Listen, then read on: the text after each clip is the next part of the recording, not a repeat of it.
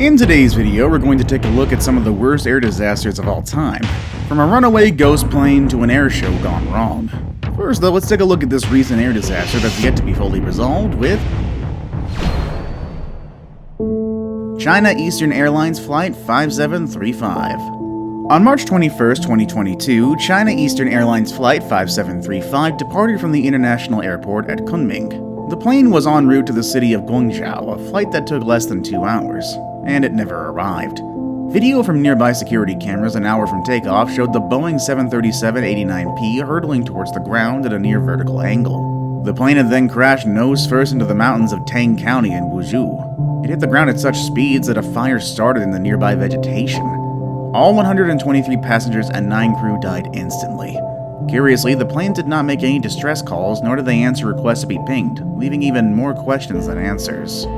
A forest fire and heavy rain hampered the rescue efforts, and it took a combined effort of 650 firefighters and rescue operators to reach the crash site, and more than a week to sift through the debris. Eventually, the team secured the flight recorders and located the remains of all 132 passengers. Initial analysis of the plane's black boxes shows some worrying evidence.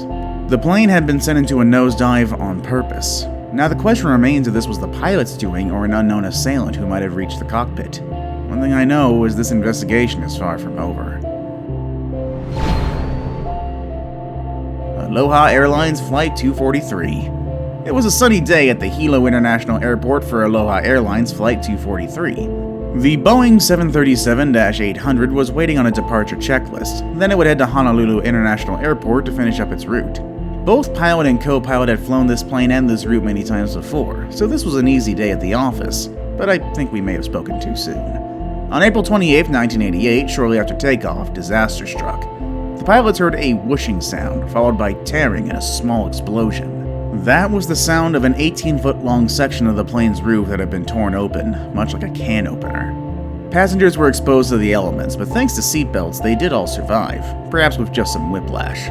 We couldn't say the same for an unfortunate flight attendant who was ejected from the cabin during the ruckus, though.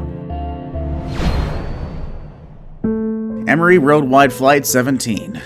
February 16, 2000. A 30-year-old DC-8 cargo plane is undergoing final checks before it flies to Ohio. Its pilots are handed information on tonight's cargo, and they deftly make adjustments to the console. For domestic cargo carrier Emery Worldwide Flight 17, everything seems to be in order. After a routine takeoff, the plane begins to rotate, banking left. The pilots attempt to return to the airport and declare an emergency, and they try their best to assume control of the aircraft, but it keeps climbing and dipping uncontrollably. Finally, they're given clearance to land and a runway is in sight. The crew attempts to stabilize the wayward aircraft in preparation for landing. None of that happens, sadly. The plane crashes into a car scrapyard, hitting hundreds of cars before exploding into a giant fireball. Sadly, all 3 crew members on board perish in the crash. The Hindenburg.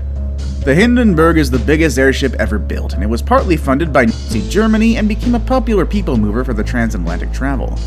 The dirigible cells were built for helium, which was similar to hydrogen, but much less flammable. The United States, however, had a monopoly on helium supply and refused to export it to Germany and its allies. This left the Hindenburg no choice but to use hydrogen. On May 6, 1937, the Hindenburg began approaching the U.S. coast along with 36 passengers and 61 crew from Frankfurt, Germany. A crowd had actually gathered at the Lakehurst Navy Air Force Base, excited to see it dock. Shortly after arriving, the Hindenburg suddenly burst into flames and fell 200 feet to the ground.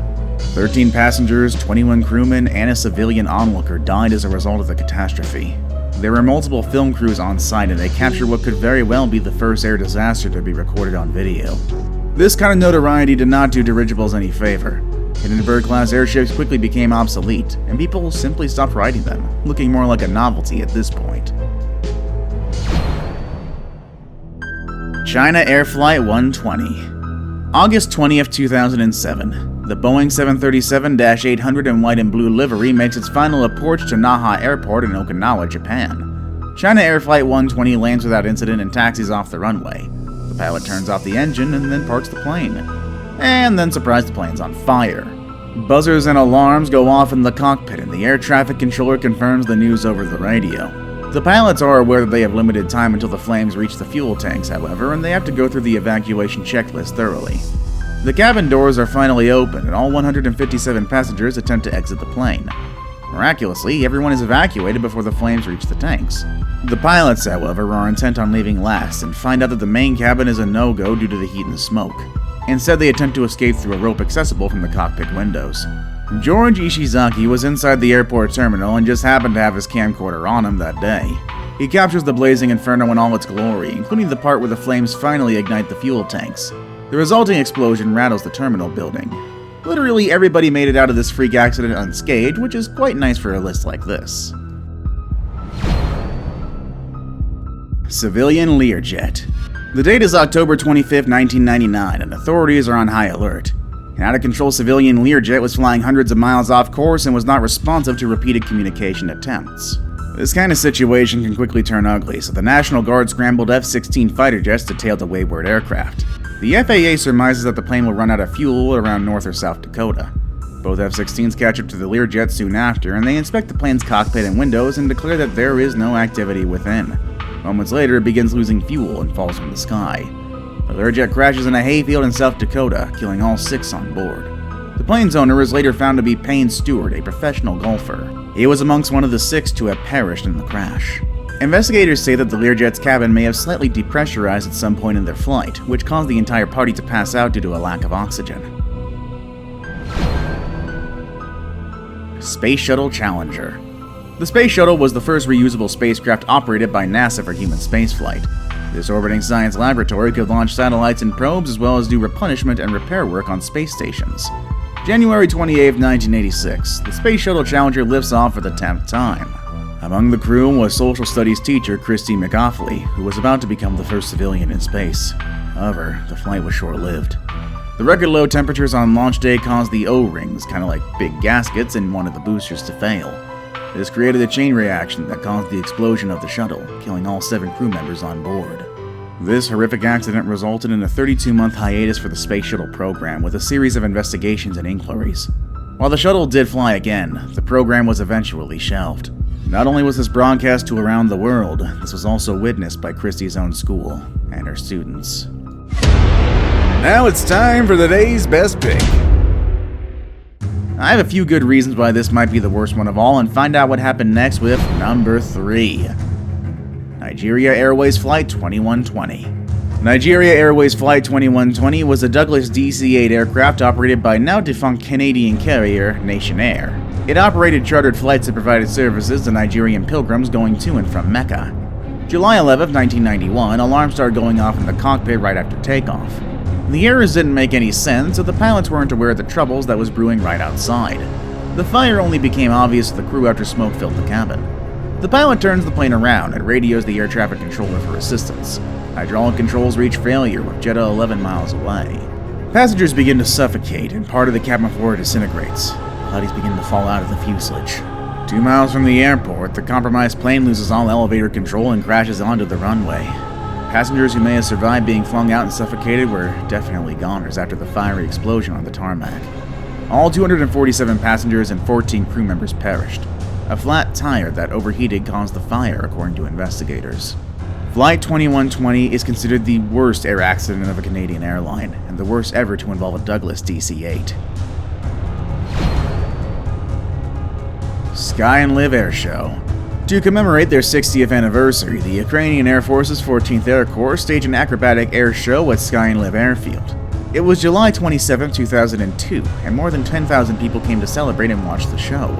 The air show featured the Su-27 fighter flown by 2 experienced pilots, but something went wrong when a rolling maneuver came too close to the ground. The pilots ejected just as the unmanned fighter lost control. The fighter then struck the nose of an Ilyushin IL-76 transport aircraft, then exploded and cartwheeled into the crowd. A total of 77 spectators were killed, among them 28 children. Another 100 people were hospitalized for fractures, burns, and other injuries. Both pilots were sentenced to serve time in prison and paid millions in restitution to the victims' families. Before we move on, I've got a little challenge for you that'll take 5 seconds to complete. So here's the deal. You just leave a like on this video, smash that subscribe button and hit the notification bell, and you will get 25 years of amazing luck. Try it, it really works.